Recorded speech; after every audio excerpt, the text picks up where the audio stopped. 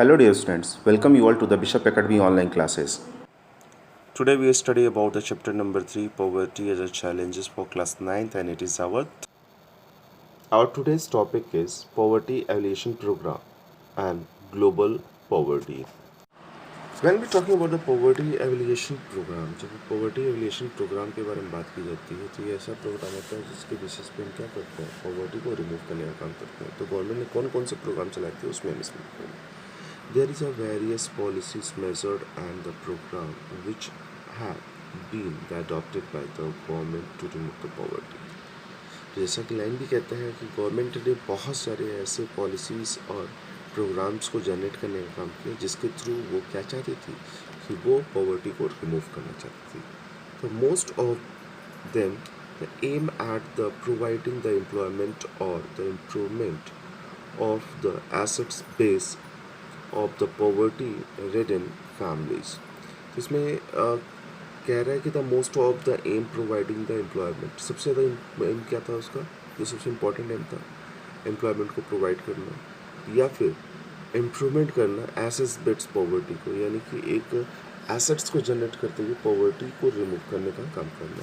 तो some of the program are describe for you. तो पहला प्रोग्राम हमारा है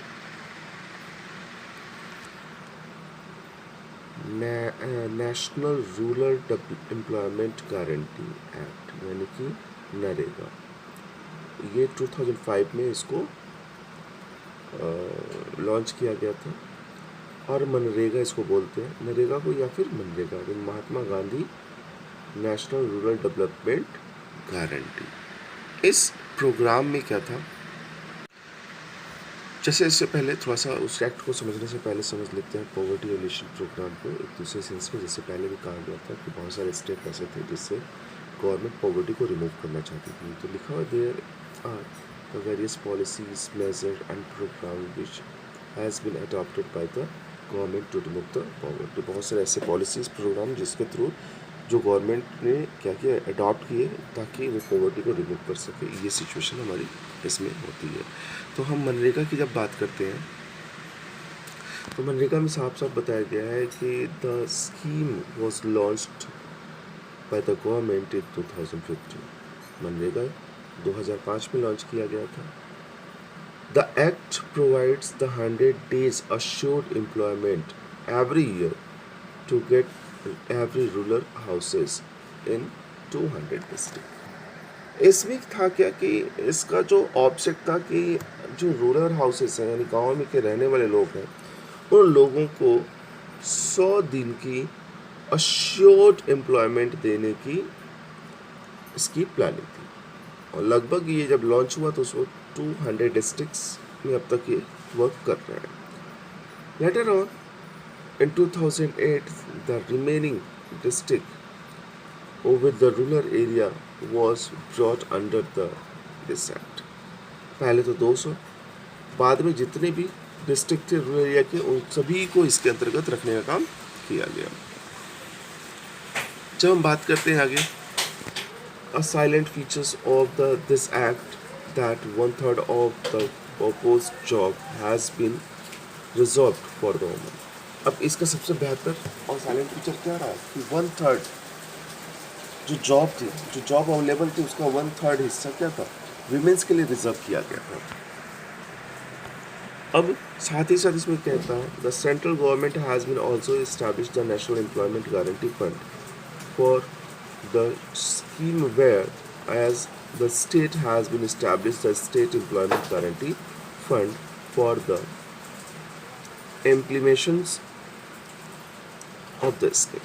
तो गवर्नमेंट ने अब क्या किया गया इसके लिए, यानी कि मनरेगा में दिए जाने वाले जॉब के थ्रू जो पेमेंट होते हैं उसके लिए सेंट्रल गवर्नमेंट ने क्या किया था, एम्प्लॉयमेंट गारंटी फंड्स स्कीम को जनरेट करने का काम किया था. और स्टेट गवर्नमेंट ने भी एम्प्लॉयमेंट गारंटी फंड्स को इम्प्लीमेंशन के लिए रखा हुआ था. ये दोनों मिलके क्या कर रहे थे, उस अमाउंट को पे करने का काम कर रहे थे. Under the program, or if an applicant is not provided employment within the 15 days, he or she is to be entitled the daily employment allowance. अब इसमें एक चीज़ और है कि अगर जो हमारा एप्लीकेंट है उसको जॉब नहीं मिलता है, 15 दिन तक लगातार जॉब नहीं मिलता है, तो वो चाहे मेल हो या फीमेल हो, उसको जो डेली अनएम्प्लॉयमेंट अलाउंस है उसको मिलनी चाहिए, उसका अधिकारी बन जाता है। यानी कि अगर काम नहीं मिलेगा तो उसको गवर्नमेंट की तरफ से अलाउंस दिए जाएंगे उस काम के बदले। अब बात आगे करते हैं। The MNREGA has successfully raised the bargaining power of agricultural laborers, resulting in the high wages and reduction in distress migration. अब इसका फ़ायदा क्या हुआ मनरेगा के लॉन्च होने से गांव में? अब जो एग्रीकल्चरल जो लेबर थे, जो केवल खेती का काम करते थे, अब उनके पास बार्गेनिंग पावर आ गई। अब वो अपने प्राइस को बढ़ाना घटाना सीखते हैं कि उनको क्या चाहिए, कैसे चाहिए। साथ ही साथ क्या रहा कि अब उनके पास इस बार्गेनिंग की वजह से क्या रहा, रिजल्ट जो रहा कि उनका अब वेजेज जो हो गया वो हाई हो गया, ठीक है। और हाई होने की वजह से यानी कि जब वो पैसे कम पा रहे थे, इस वजह से वो शहरों की तरफ माइग्रेट कर रहे थे। अब वो जो बड़ी मात्रा में लोग माइग्रेशन कर रहे हैं वो माइग्रेट नहीं होगी। अब वो क्या होंगे, वो घर पे ही अपने वो पूरी की पूरी अमाउंट या इनकम को अच्छी तरीके से अर्न कर सकते थे, जिसमें मनरेगा एक बहुत अच्छा इंपॉर्टेंट रोल प्ले करता है। अब हम जब बात करते हैं दूसरे प्रोग्राम की, दूसरा प्रोग्राम हमारा है national food for work programme, यानी कि NFWP। जब हम बात करते हैं NFWP की, तो नॉर्मली इसमें जो है वो फूड सिक्योरिटी का है। नेशनल फूड वर्क की बात करते हैं तो national food for the work programme which is launched in 2004 in 150 most backward district of the country। ये जो NFWP है इसको 2004 में लॉन्च किया गया था, और वो भी बैकवर्ड डिस्ट्रिक्ट जो हमारी कंट्री के थे उसमें 150 डिस्ट्रिक्ट में। The programme is open to all the rural poor who are in needed the wages employment and desire to do the manual unskilled work। अब ये प्रोग्राम ऐसे रूरल व्यक्तियों के लिए स्टार्ट किया गया था जो थे क्या, जो पूरी तरीके से अनस्किल्ड थे, और उनको लिखा है जैसे कि वो अनस्किल्ड थे और मैनुअली वर्क करने के लिए डिज़ायर थे। यानी कि उनको बस काम बता दीजिए कि उस तरीके से काम आपको करना है, वो करना शुरू कर देते थे। उनको कुछ और नहीं, बस उनको पता था कि हमको ये काम करना है। इस तरह की चीज़ें को अनस्किल्ड बोलते हैं, जो उनको क्लियरली उनको कुछ नया वो टेक्निकल बेस पे काम नहीं कर सकते। तो ऐसे लोगों के लिए क्या किया, एम्प्लॉयमेंट को जनरेट करने का काम किया गया था। It is implemented as a 100% central sponsored scheme under food grains provided the free of cost to the states। तो नॉर्मली कहते हैं कि ये जब इम्प्लीमेंशन की बात हुई तो इसको इम्प्लीमेंट की 100% सेंट्रल गवर्नमेंट इसको इम्प्लीमेंट करती है। यानी कि इसका जो पूरा का पूरा खर्चा है वो सेंट्रल गवर्नमेंट बेयर करने का काम करती है, जिसमें वो क्या करती है, फूड ग्रेन्स को प्रोवाइड करने का काम करती है हर एक स्टेट को। Normally the programme has since been the subsumed in the National Rural Employment Guarantee Act, which has to be forced in 200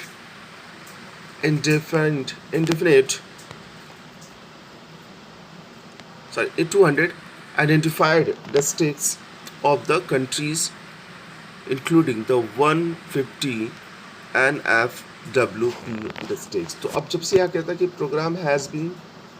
program has since been the subsumed the National Rural Employment Guarantee Act। अगर इसकी देखें तो ये उसी की तरह से था जो नेशनल रूरल गारंटी योजना था। अब इसमें कहते हैं at which he has come to post 200 identified district. अब इसमें क्या किया, इसमें भी 200 आइडेंटिफाइड डिस्ट्रिक्ट को पहले तो काम के लिए तैयार किया गया था, उस जॉब के लिए जिसमें अनस्किल्ड पर्सन जो एग्रीकल्चरल लेबर होते हैं उनके लिए। और वो कहता है कि of the countries including the 150 and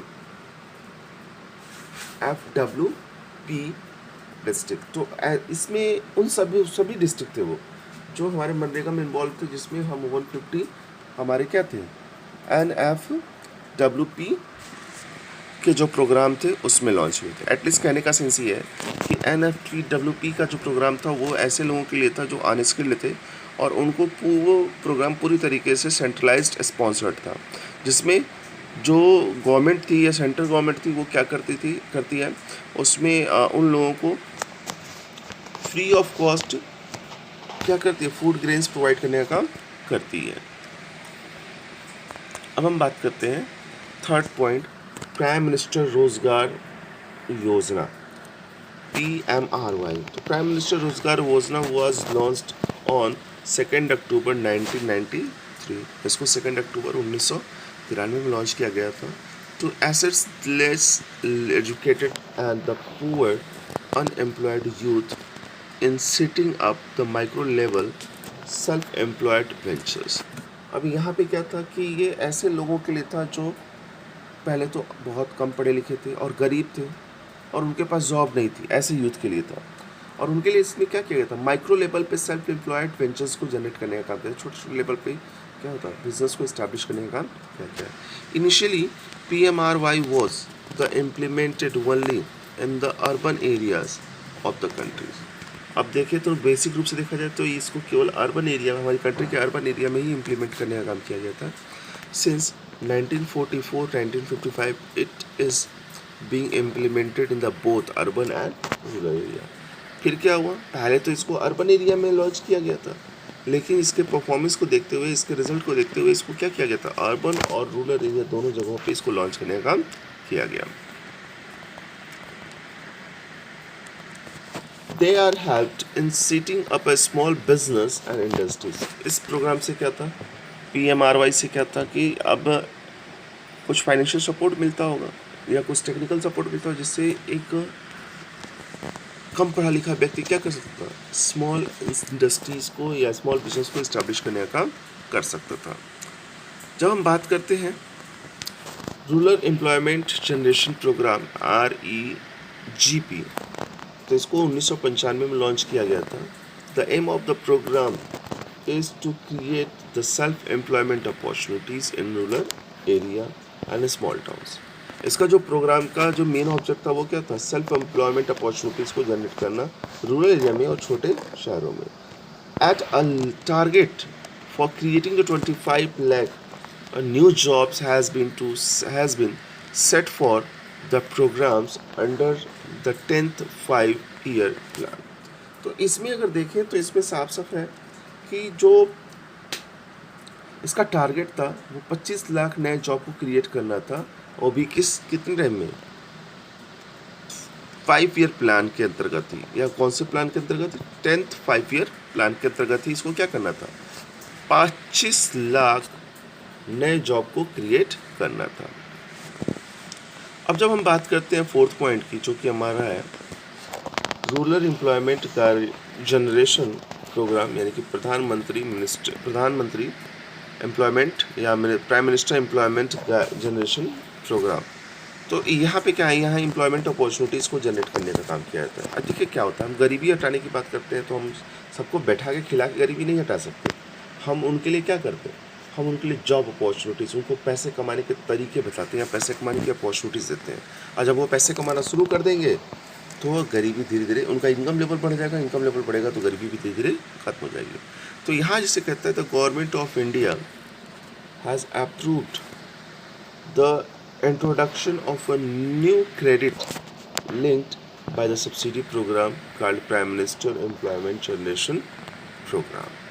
अब यहाँ पे अगर गवर्नमेंट ऑफ इंडिया ने क्या किया है, एक अप्रूवल मेंटेन किया है, उसको इंट्रोड्यूस करने का किया है, approved the introductions of a new credit link, एक नए क्रेडिट लिंक को इन्होंने जनरेट करने का काम किया, जो क्या कहता है द सब्सिडी प्रोग्राम, जो एक सब्सिडी प्रोग्राम था, और उसे क्या कहते हैं प्रधानमंत्री employment generation programme. By the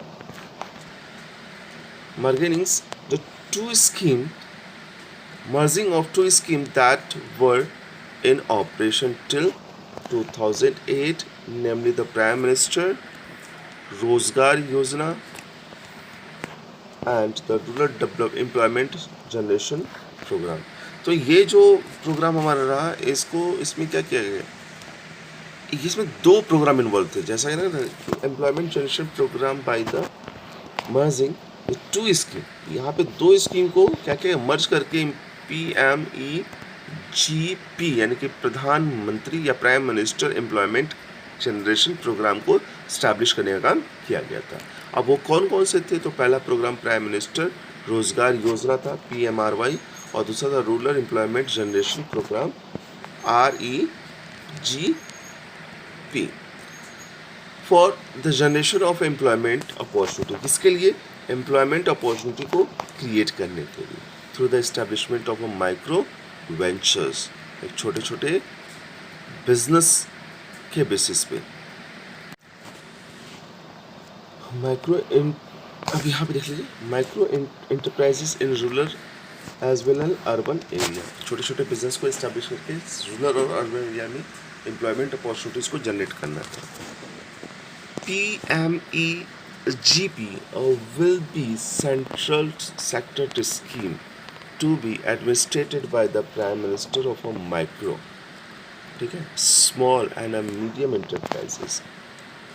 तो नॉर्मली क्या है कि ये सेंट्रल स्कीम है, सेंट्रल इसको ऑपरेट करने का काम करती है, और इसमें किस किस तरीके के प्राइम मिनिस्टर के थ्रू किस किस माइक्रो स्मॉल और मीडियम एंटरप्राइजेस को देखने का क्या था। The scheme will be implemented by the khadi and the village industries commission.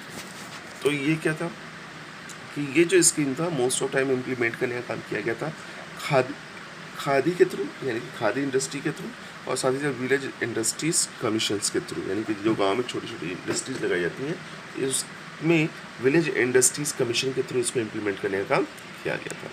अब बात करते हैं ऑब्जेक्टिव, इस प्रोग्राम का ऑब्जेक्टिव क्या था, इसको इस्टेब्लिश करने का क्या बेनिफिट है।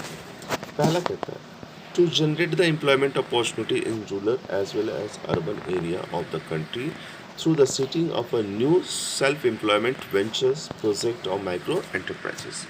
कहता छोटा बिजनेस, कोई छोटा प्रोजेक्ट, कोई वेंचर्स, इन सब के होने से, सेल्फ एम्प्लॉयमेंट होने से क्या है कि लोग जॉब अपॉर्चुनिटीज़ क्रिएट करना है, जिससे चाहे वो शहर में हो, चाहे छोटे शहर में हो या फिर गांव में हो। यानी कि इसका जो मेन ऑब्जेक्ट है वो क्या है, employment, generate the employment opportunities in rural and urban area and small towns. ठीक है, अब वो किस तरह की एम्प्लॉयमेंट हो, नए बिजनेस को सेटअप करके, छोटे वेंचर को मेंटेन करके, प्रोजेक्ट को मेंटेन, छोटे वेंचर या प्रोजेक्ट को मेंटेन, और माइक्रो एंटरप्राइजेस को इस्टेब्लिश करके। सेकेंड पॉइंट की जब बात करते हैं, to provide the continuous and sustainable employment to the large segment of the traditional and the prospectives as artisans and the rural and urban unemployment youth in the countries। तो normally इसमें क्या है, तो ये क्या करता था, provide the continuous and sustainable employment. ये एक रेगुलर यानी कि फिक्स्ड जॉब की तरह से देख लीजिए कि एक रेगुलर जॉब प्रोवाइड करने का काम करता है। और लार्ज स्केल लिखा है ना, large scheme traditional and prospective artisans rulers and urban unemployment youth of the country. किसके लिए, जो लार्ज आर्टिशियंस, जो प्रोस्पेक्टिव आर्टिशियन जो है, लार्ज सेगमेंट जो ट्रेडिशनल प्रोस्पेक्टिव आर्टिशियंस हैं, इसके साथ रूरल और अर्बन अनएम्प्लॉयमेंट जो है, अनएम्प्लॉयड यूथ है, उन सब के लिए क्या है, जॉब अपॉर्चुनिटीज़ को जनरेट करने का काम है।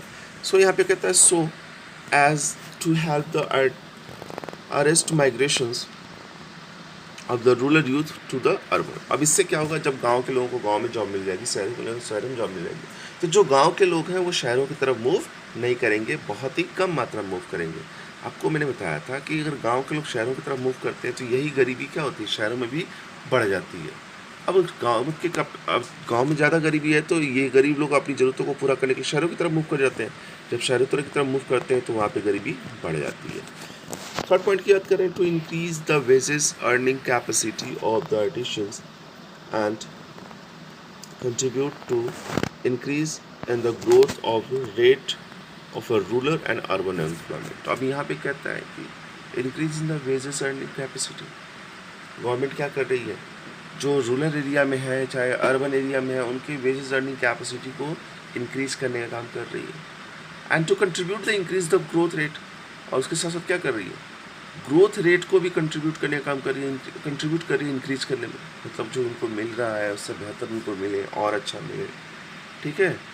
और कहाँ पे, of the rate of rural and urban employment. इसमें रूरल और अर्बन एम्प्लॉयमेंट है, उसमें उनके ग्रोथ रेट इंक्रीज कर रही है, उनका ग्रोथ रेट को बढ़ाने का काम कर रही है, उनके लेबर चार्जेस के हिसाब से उनकी सैलरीज को इंक्रीज करने का काम कर रही है. अब हम बात करते हैं फिफ्थ पॉइंट,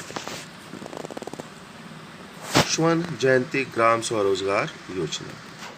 ये जो प्रोग्राम था वो 1999 में लॉन्च किया गया था. The programme aims to bring the assisted the poor families above the poverty line and organizing them into the self-help programs group through the mix of a bank credit and the government subsidy. तो इस programme में था क्या, 1999 में launch होने के बाद इस प्रोग्राम का जो मेन ऑब्जेक्ट था कि पुअर फैमिली जो है उनको पॉवर्टी लाइन से ऊपर ले आना, जो पॉवर्टी लाइन के नीचे है उनको उससे ऊपर ले आना, by organising them into the self help group. उनके बीच में यानी कि पुअर फैमिलीज के बीच में उस विलेज एरिया के में क्या करना, सेल्फ हेल्प ग्रुप को ऑर्गेनाइज करके through a mix of a bank credit. इसके बेसिस पे बैंक क्रेडिट को प्रोवाइड करके और सब्सिडी को प्रोवाइड करके. नॉर्मली क्या होता है, मान लीजिए आप गाँव से बिलोंग करते हैं और आपके पास कुछ आइडिया है और आपके पास अमाउंट नहीं है कि उस आइडिया को इम्प्लीमेंट कर सकें, तो आप क्या कर सकते हैं, इस तरह के ग्रुप को SHG पे यानी कि सेल्फ हेल्प ग्रुप को जनरेट कर सकते हैं और इसके थ्रू आप बैंक से क्रेडिट में अमाउंट ले सकते हैं जो कि आपको सब्सिडी रेट पे मिलता है. और इससे आप क्या कर सकते हैं, जॉब अपॉर्चुनिटीज़ को जनरेट करने का काम कर सकते हैं. जब हम बात करते हैं 6 पॉइंट की, तो प्रधानमंत्री ग्रामोदय योजना. ये क्या है, ये ऐसा स्कीम है जो 2000 में लॉन्च किया गया था.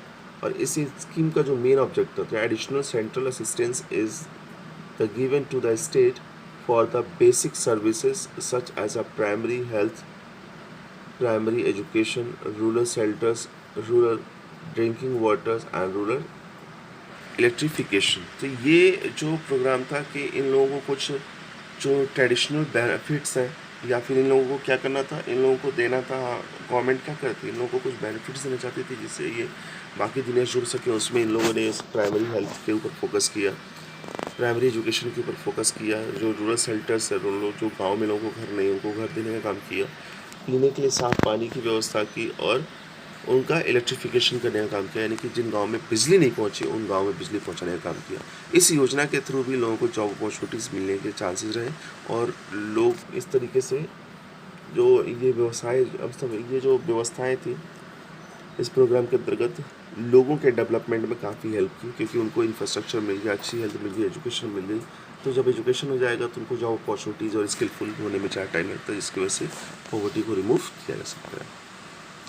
जब अंत्योदय अन्न योजना की अगर बात करते हैं तो नॉर्मली कहता है the Antyodaya Anna Yojana an important milestone in the providing the food grains to the poor was launched on the 25 December 2000. तो अभी यहाँ पे क्या है कि अंत्योदय योजना को लॉन्च करने का काम किया गया था 25 दिसंबर 2000 को, जो कि फूड की जो रिक्वायरमेंट है उन फैमिलीज को कम सप्लाई करने की थी, जहाँ पे जिनको बड़ी मुश्किल से 2 वक्त की रोटी मिल पा रही थी. Under the scheme the government of India is to be ensure the food security for all. इस स्कीम के अंतर्गत जो गवर्नमेंट ऑफ इंडिया ने उसने क्या किया, इंश्योर करने का काम किया कि सभी को फूड मिलने चाहिए, यानी सभी के लिए फूड सिक्योरिटीज़ को जनरेट कराया. Create a hunger free India. इससे वो क्या कर सकती थी कि एक हंगर फ्री इंडिया को क्रिएट कर सकती थी इन नेक्स्ट 5 ईयर, अगले 5 सालों में. यानी कि जब लॉन्च हुआ उससे अगले 5 साल में वो हंगर फ्री इंडिया को स्टैब्लिश करना चाहती थी. To reform and improve the public distribution system. इसके माध्यम से PDS के माध्यम से, पब्लिक डिस्ट्रीब्यूशन सिस्टम के माध्यम से वो क्या कर रही थी, हंगर फ्री इंडिया की कल्पना कर रही थी. So as to solve the protest of the poor in rural and urban, जिसके थ्रू वो क्या कर रही थी, प्रोटेस्ट करने का काम कर रही थी अर्बन और रूरल एरिया के पुअर्स को। जब इस प्रोग्राम के अंतर्गत under this each family finally under the poor of the protest is being provided 25 kgs of food grains per month at a high subsidized rate of 2 rupees per kg for the wheat and 3 rupees per kg for rice। तो इस programme में था क्या कि लगभग हर family को, जो poor family है उसको 25 किलो फूड ग्रेन्स हर महीने दिए जाते थे, जिसमें जो बहुत ही ज़्यादा सब्सिडाइज था, यानी कि 2 रुपये किलो पे उसको वीट मिल जाता था और 3 रुपये किलो पे उसको राइस मिल जाती है। आगे जब बात करते हैं,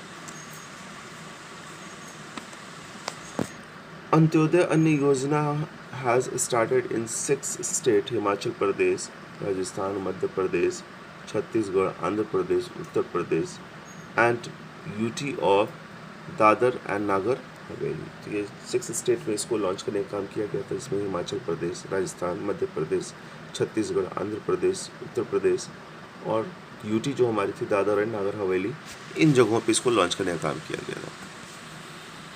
जब हम इसकी आगे बात करते हैं तो नॉर्मली कहता है the result of this programme has been mixed, इनका जो रिजल्ट रहा वो मिक्स्ड रहा, कहीं पे अच्छा रहा तो कहीं पे बहुत अच्छा नहीं रहा। One of the major recession for this less effectiveness is to lack of the proper implementation and right targeting।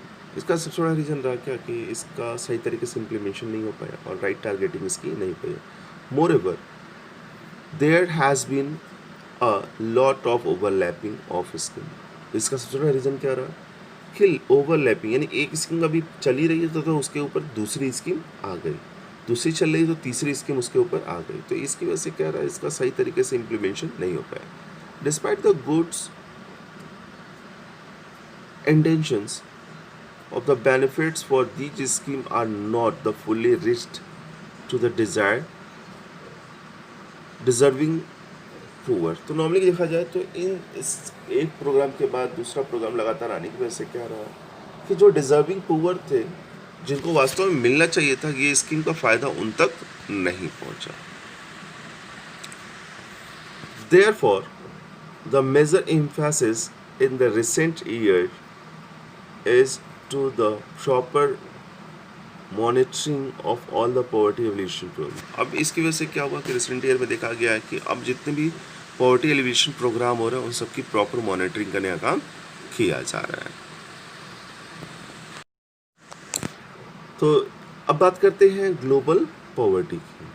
तो ग्लोबल पॉवर्टी क्या है, देखिए हमारे अपने यहाँ पॉवर्टी है, इसी तरीके से चाइना में है, पाकिस्तान में, नेपाल में, अलग दुनिया के अलग अलग कंट्री में सभी जगहों पे पॉवर्टी है, लेकिन उसका कंडीशन क्या है, किस तरह की पॉवर्टी होती है या उसके हिसाब से पॉवर्टी का सिचुएशन क्या है, उसके बारे में समझिए। It is not only in India और the developing countries which are the facing the problem of poverty. केवल इंडिया ही नहीं, ना ही डेवलप कंट्री ही नहीं कि ये लोग केवल भाई सारे गरीब यहीं पे और ये लोग गरीबी फेस कर रहे हैं, but this problem is building its root in all the regions of the world. लेकिन इसका जो रूट्स है, पॉवर्टी का जो प्रॉब्लम वाला रूट्स है, वो लगभग हर एक क्षेत्र में, हर एक कंट्री में है। Followings are the major trends of the global poverty. कुछ मेजर ट्रेंड्स हैं ग्लोबल पॉवर्टी को, वो क्या है?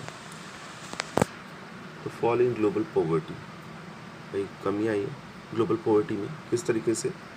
The world bank defined poverty as a living on less than $1 per day, ठीक है, रिवाइज्ड 190। पहले ये 190 था, यानी कि अगर हम अपने इंडियन करेंसी की बात करें तो approximately $1 is equal to 70 rupees. तो एक बंदा जो 70 रुपीज़ से ज़्यादा खर्च नहीं कर सकता या 70 रुपीज़ तक खर्च कर सकता है, वो क्या है? वो भाई गरीब है।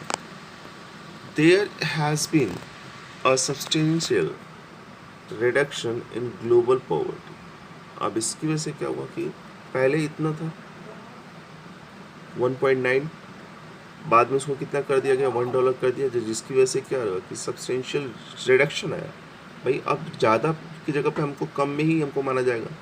It has fallen from the 33% in 1990 to 21% in 2001।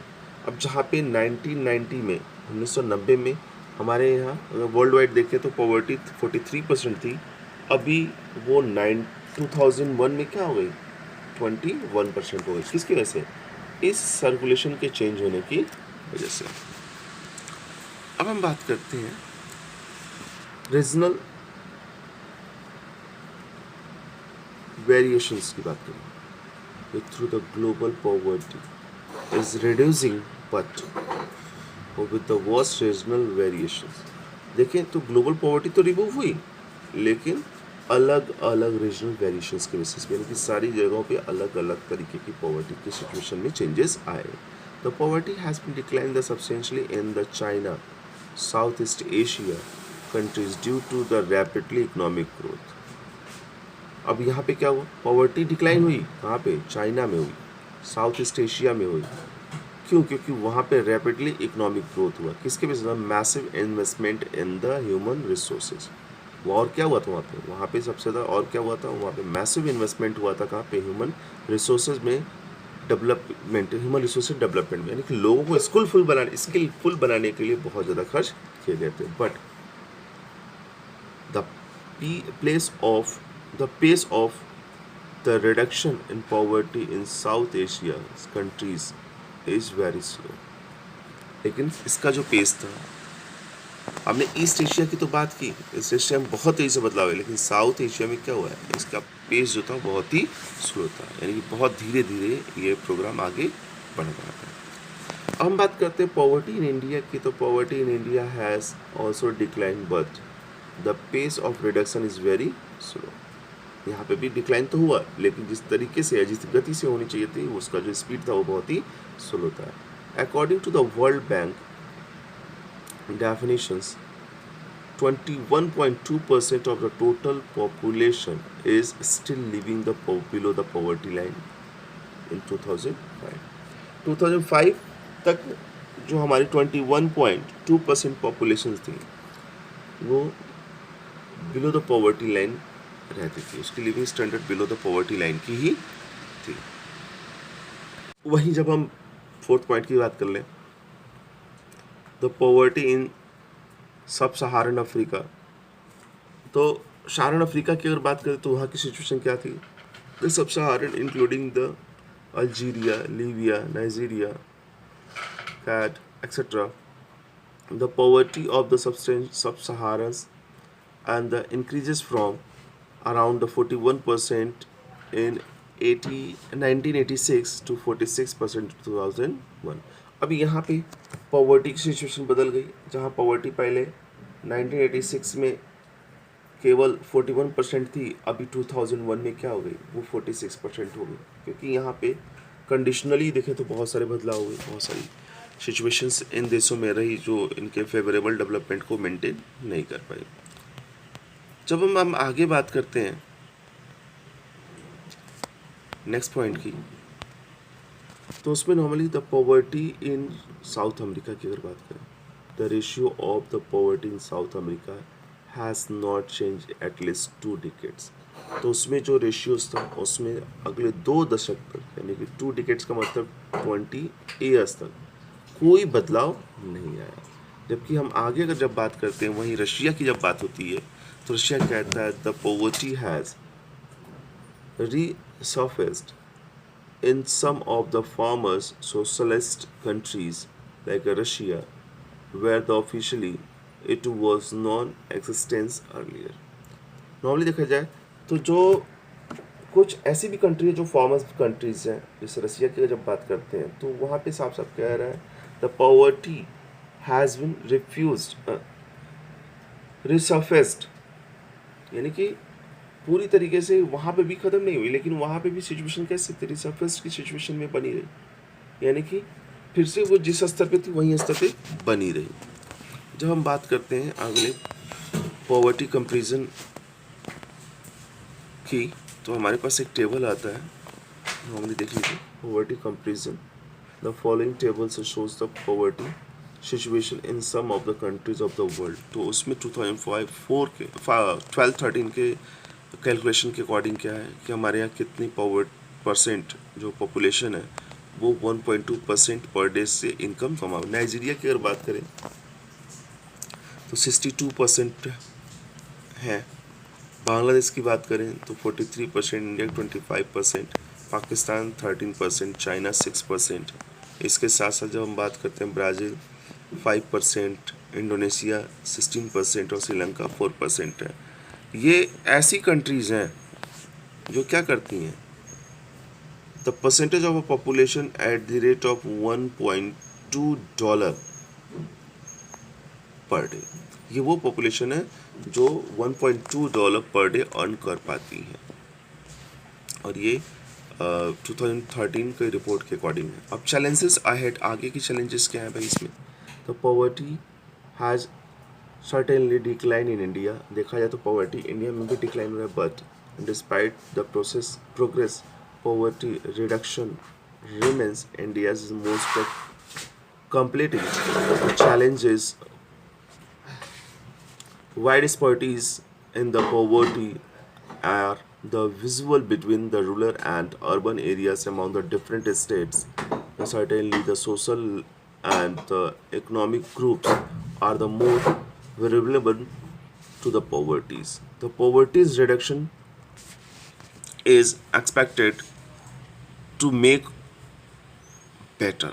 तो नॉर्मली अगर देखा जाए तो इसमें एक मेन पॉइंट के हिसाब से देखा जाए तो यहाँ पे wide disparities in the poverty are the visible between the rural and urban among and the different states. तो अलग अलग स्टेट्स में अलग अलग पॉवर्टी की सिचुएशन है। अर्बन एरिया में कुछ और है और रूरल एरिया में कुछ और है। ये थोड़ा सा चैलेंज है दोनों जगहों को सिमिलरिटीज़ में लाने के लिए। The certain the social and the economic groups are more variable in poverty. जो हमारी सोशल और इकोनॉमिक ग्रुप्स हैं उसको उनको ज़्यादा मेंटेन करने पड़ेगा पॉवर्टी को रिमूव करने के लिए, और बेटर सिचुएशंस को मेंटेन करना पड़ेगा पॉवर्टी को रिमूव करने के लिए। तो जैसे कि हमने देखा कि poverty education is expected to make a better. Poverty education को ये बेटर बना के चला जा रहा है। कब? The progress in next 10 to 15 year. इसको बेहतर से बेहतर करने के लिए यानी रिमूव करना या एजुकेशन को मेंटेन करना अगले 10 से 15 साल में, this would be the possible mainly due to the high income growth. अब ये तब पॉसिबल है जब जो पॉवर्टी हमको रिमूव तब रिमूव कर पाएंगे जब उनको इकोनॉमिक ग्रोथ को क्या कर देगा, बढ़ा देगा, वो हाई हो जाए। Increasing its stress on the universal free elementary education, declining the poverty growth, increasing the empowerment of the women and the economically the weaker section of the society। अब इसके अलावा इसमें क्या क्या इंक्रीज़ करने की बात कर रहे हैं हम, वीकर सेक्शन ऑफ सोसाइटी को इंक्रीज़ करें, यानी कि सोसाइटी जो हमारी वीकर है उसको रिमूव करने का काम करें, जो वीक सेक्शन है उसको ख़त्म करें। एटलीस्ट कहने का तो पॉवर्टी को रिमूव करें। तो अब अगर हम यहाँ पे जैसे बात कर रहे हैं हाई इनकम और ग्रोथ जब होगी तो इससे क्या होगा, increasing the stress on the universal free elementary. हमें और इसके लिए क्या करना होगा, फ्री एलिमेंट्री एजुकेशन, यानी कि जो 14 साल तक के बच्चों के लिए जो फ्री एजुकेशन है उसको और ज़्यादा से ज़्यादा करना होगा। डिक्लाइन द पॉपुलेशन ग्रोथ को कम करना होगा। इंक्रीजिंग एम्पावरमेंट ऑफ वीमेंस, औरतों के जो एम्पावरमेंट है उनको और ज़्यादा बढ़ाने की ज़रूरत है। एंड कहता है economically the weaker section of the society, और इसमें सबसे ज़्यादा काम किसके पे ऊपर करने की ज़रूरत है, weaker section of the society के ऊपर। इस तरीके से देखें तो ये हमारे लिए अभी भी क्या है, चैलेंजेस है जिसको हमको करना है। The officially definitions of the poverty how ever the capture only the limited part of what the poverty really means of a peoples। तो नॉर्मली कहता है the officially definition of the poverty, अगर हम बात करें जो ऑफिशियली डेफिनेशन जनरेट करने का काम किया गया पॉवर्टी का, था how ever the capture only the limited part, जो कि क्या करता है कि केवल लिमिटेड पार्ट को कैप्चर करने का काम करता है, of what the poverty really means of the people, कि क्या वास्तव में पॉवर्टी क्या होती है। It is about the minimum substances level of a living rather than the reasonable। ये बात करता है कि कम से कम जो उसकी लिविंग की ज़रूरत की चीज़ें हैं, ठीक है, about the minimum substances of a living rather than the reasonable. Reasonable से बेटर क्या उसकी लिविंग की सिचुएशन की बात करता है, कम से कम जो उसके मिनिमम सब्सटेंस लेवल है, ठीक है, उनकी ये बात करता है कि ये दोनों चीज़ें यानी कि जो उसकी ज़रूरतों को पूरा कर सके, अगर वो ऐसा कर सकता है तो लिविंग्स को वो व्यक्ति क्या हो सकता है, वो पुअर नहीं हो सकता जो अपनी ज़रूरतों को पूरा कर रहा है। आगे जब बात करेंगे, the many scholars advocate that we must burden the concept of the human poverties। ठीक है, तो नॉर्मली कहते बहुत सारे लोगों ने, बहुत सारे स्कॉलर्स ने इसकी वकालत की है कि the most of the burden of the concept of the poverty the human poverty. जो वकालत है, जो बर्डन के रूप में देखा गया वो ह्यूमन पॉवर्टी के रूप में देखा गया कि ये गरीबी नहीं है, ये ह्यूमन पॉवर्टी है। The human poverty is more than the shortfall and lack of income. ये क्या है, कहीं ज़्यादा है उससे, जो हमारे पास कमी, प्रोडक्टिविटी की कमी है और हमारे पास जो इनकम की कमी है, उससे कहीं जाता है ह्यूमन पॉवर्टी की बात करता है। It is Daniel of economic policies, political, social and the physical opportunities to lead among health and creative life, to enjoy the decent standard of living, freedom, genetics, dignities, self-esteem, and the respect of others. The poverty is a major causes of the food increasing. Its reduction is the essential to improve the access of the nutrition, educate the safe food for all. तो normally अगर देखें तो हम जब पॉवर्टीज़ की बात करते हैं या ह्यूमन पॉवर्टीज़ की बात करते हैं तो उसको पॉलिटिकली, सोशली और फिजिकली और एक अपॉर्चुनिटीज़ प्रॉपरली लॉन्ग पीरियड तक उसके पास होनी चाहिए। साथ ही साथ होता है हेल्थ, क्रिएटिंग लाइफ, कि उसके पास अच्छी हेल्थ हो, क्रिएटिव लाइफ हो, enjoy the descent of the standard life, जो एक स्टैंडर्ड लाइफ को एंजॉय कर सकता हो, फ्रीडम उसके पास हो, डिग्निटी, तो सेल्फ स्टीम हो उसके पास अपनी, साथ साथ द रिस्पेक्ट ऑफ अदर, जो दूसरे की रिस्पेक्ट करता हो, और साथ ही साथ poverty is a major causes of the food incentive. अगर देखें तो पॉवर्टी का जो सबसे मेन रीज़न रहा है वो क्या है, फूड इनसिक्योरिटीज़ रहा है। नॉर्मली लोगों को सही टाइम पे खाना नहीं मिल पाता है, नॉर्मली लोगों को खाने की चीज़ें अवेलेबल नहीं होती है। So dear students, now this chapter is over. Thank you for watching this video. If you have any type of the queries, you should be consulted through the Google Classroom.